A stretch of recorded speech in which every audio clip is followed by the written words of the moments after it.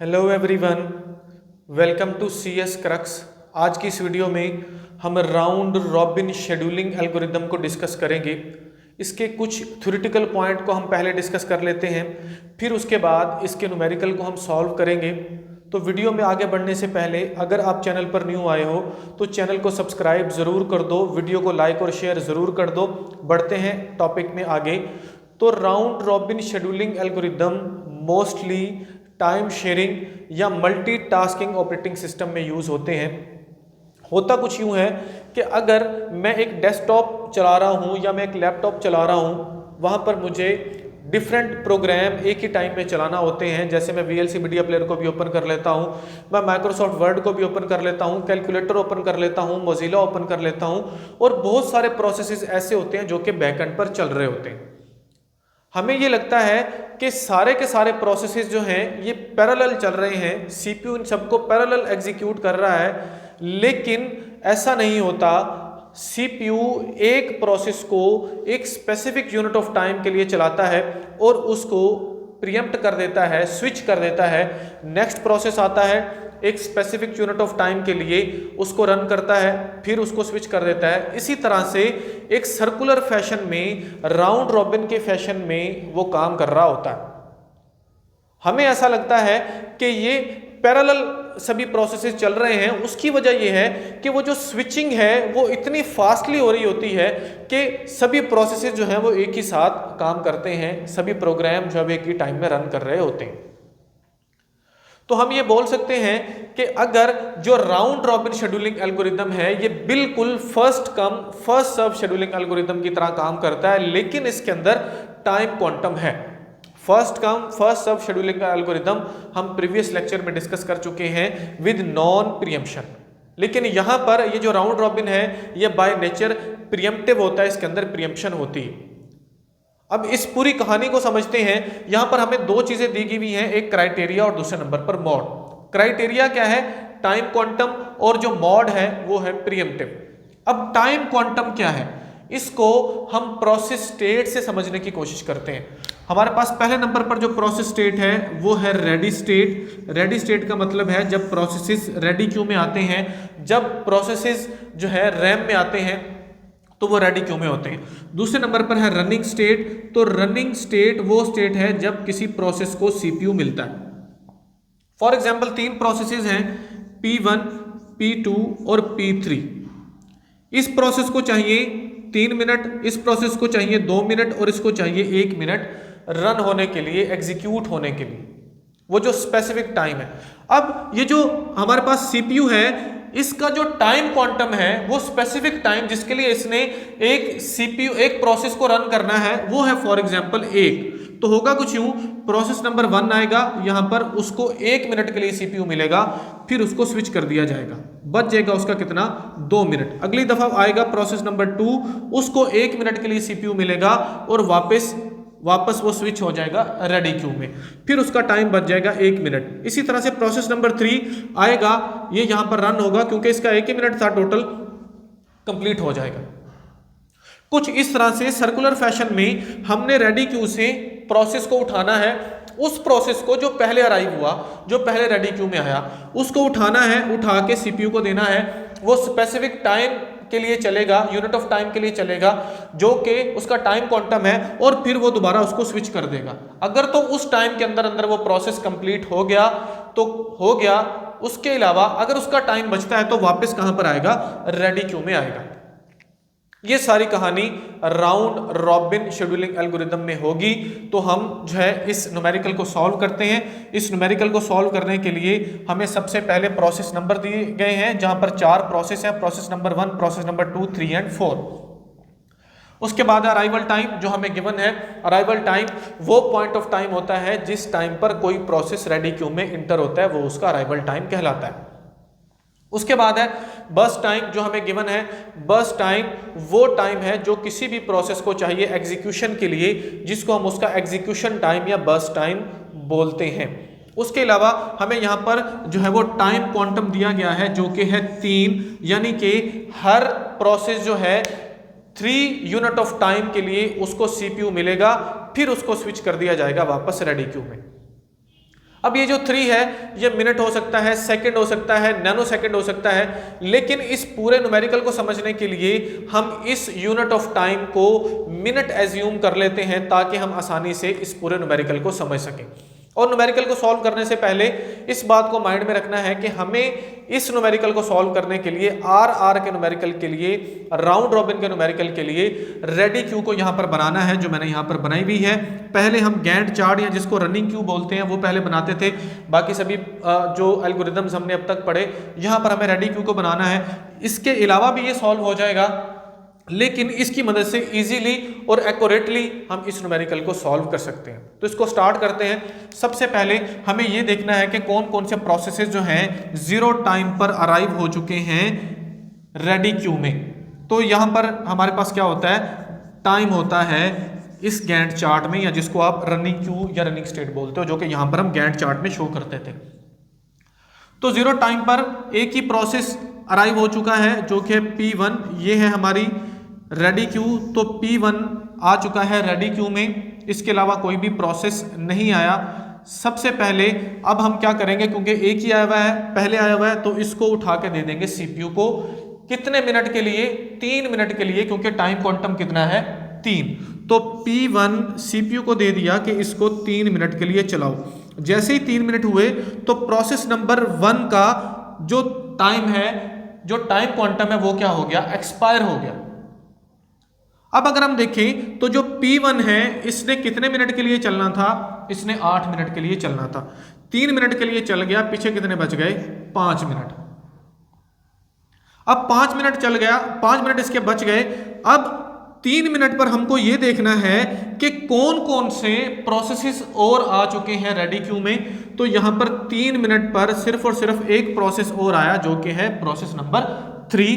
तो process number 3 को हम ले आते हैं रेडी क्यू में। आ गया जी यहां पर।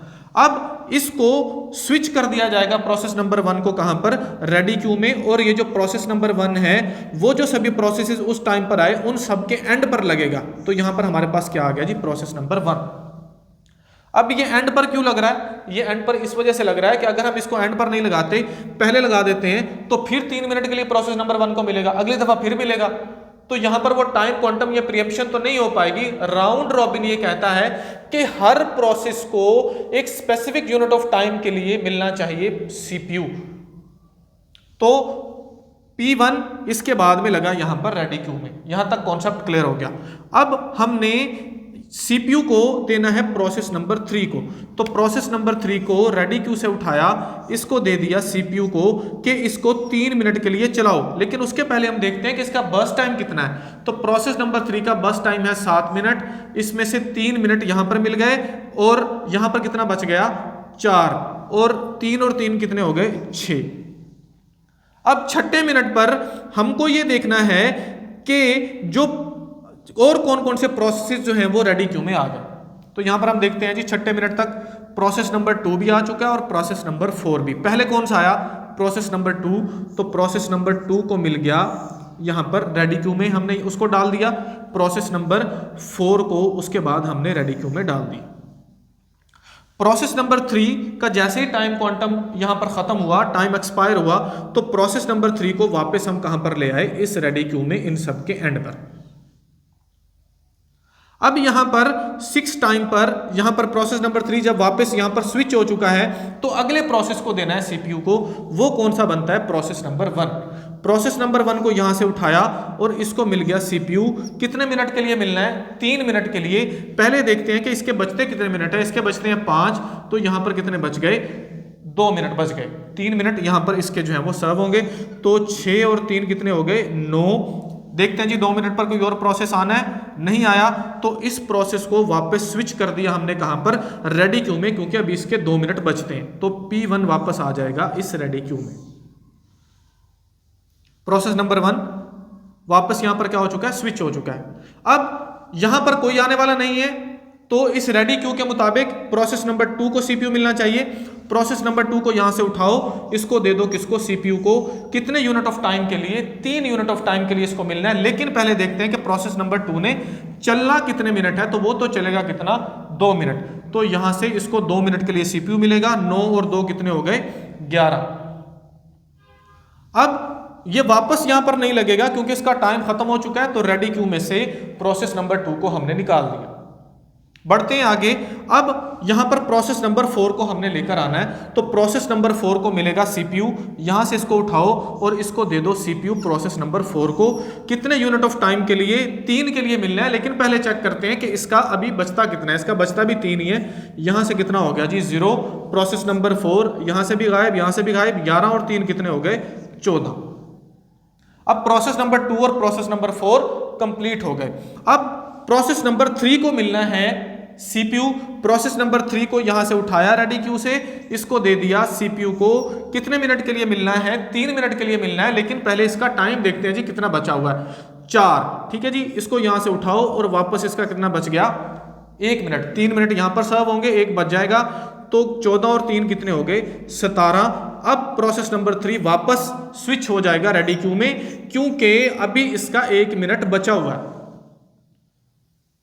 अब प्रोसेस नंबर 1 फिर से आएगा सीपीयू के पास। प्रोसेस नंबर 1 आया सीपीयू के पास, इसको 3 मिनट के लिए चलना है, लेकिन पहले हम इसका बस टाइम चेक करेंगे कितना बचा हुआ है। 2 बचा हुआ है, तो 17 और 2 कितने हो गए?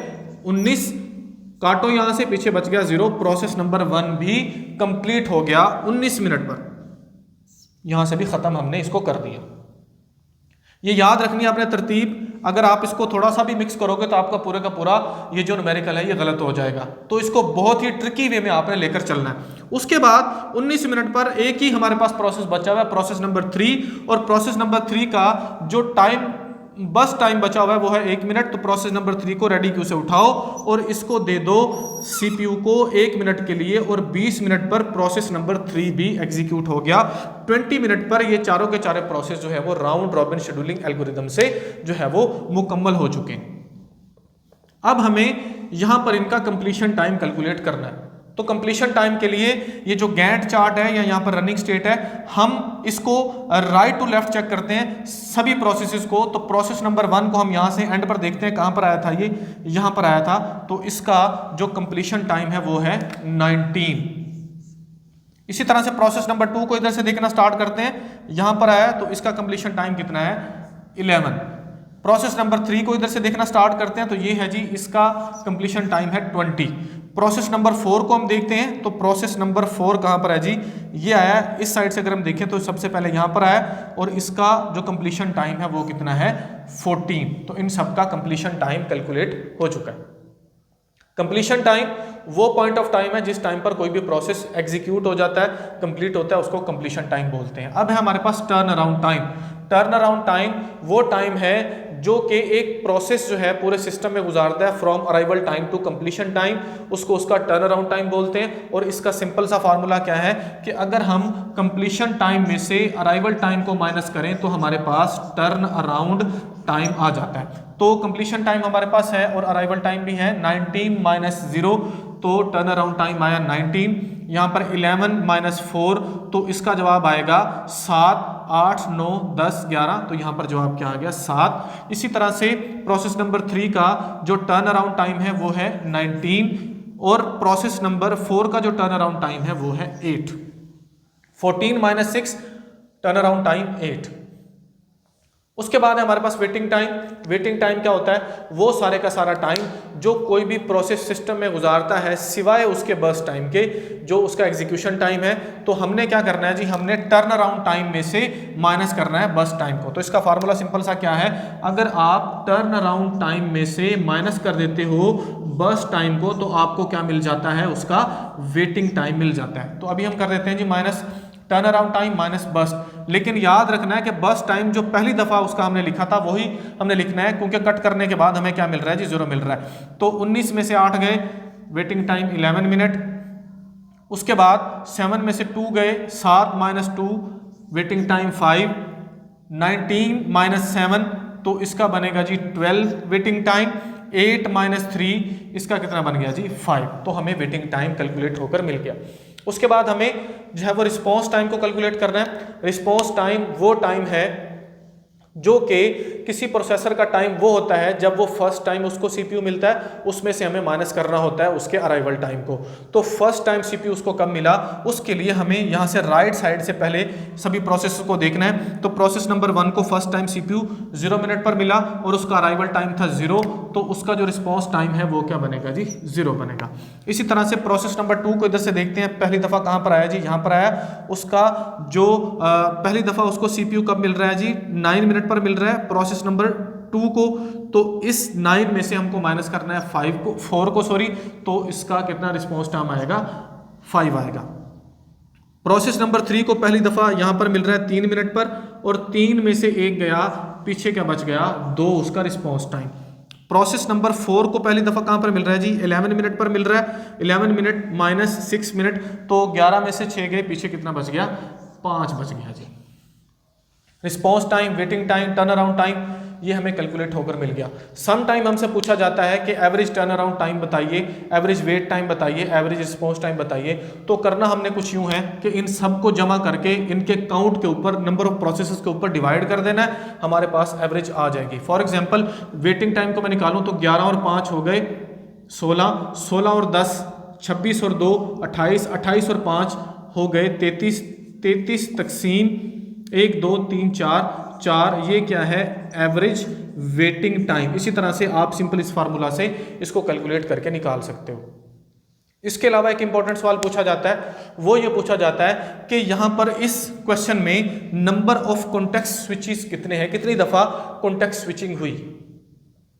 तो थोड़ा सा लॉजिकल अगर हम देखें तो फर्स्ट टाइम पर जो है हमारे पास यहां पर जब प्रोसेस नंबर 1 आया था तो रेडी क्यू में से डायरेक्टली उसको रनिंग क्यू मिली थी, यहां पर कॉन्टेक्स्ट स्विचिंग नहीं हुई थी। फिर उसके बाद कॉन्टेक्स्ट स्विचिंग होना जो है वो स्टार्ट हुई थी हमारे पास, ठीक हो गया। और एंड पर भी नहीं हुई थी, जब एंड था हमारे पास तब भी नहीं हुई थी। और इसके अलावा इसका फार्मूला ये है कि ये जो फर्स्ट और एंड वाली लाइन है, इन दोनों के अलावा अगर आप जो इनके अंदर जो लाइनें लगी हुई हैं इनको आपने काउंट कर लेना है, क्योंकि कॉन्टेक्स्ट स्विचिंग इन्हीं लाइन के ऊपर हो रही है। लाइन लगती थी जब भी कोई कॉन्टेक्स्ट स्विचिंग होती थी। तो ये हो गया 1 2 3 4 5 6 एंड 7। तो हमारे पास कॉन्टेक्स्ट स्विचिंग के कितने नंबर है, यहां पर 7 है, 7 दफा कॉन्टेक्स्ट स्विचिंग हुई है। और एक और पॉइंट आपने माइंड में रखना है, अगर टाइम क्वांटम ज्यादा होगा, यूनिट ऑफ टाइम ज्यादा होगा तो कॉन्टेक्स्ट स्विचिंग कम होगी, अगर ये कम होगा तो ऑटोमेटिकली कॉन्टेक्स्ट स्विचिंग जो है ये ज्यादा होगी। मजीद इस तरह की वीडियोस देखने के लिए यूट्यूब के चैनल CS क्रक्स को सब्सक्राइब कीजिए। मिलते हैं नेक्स्ट लेक्चर में। Thank you so much.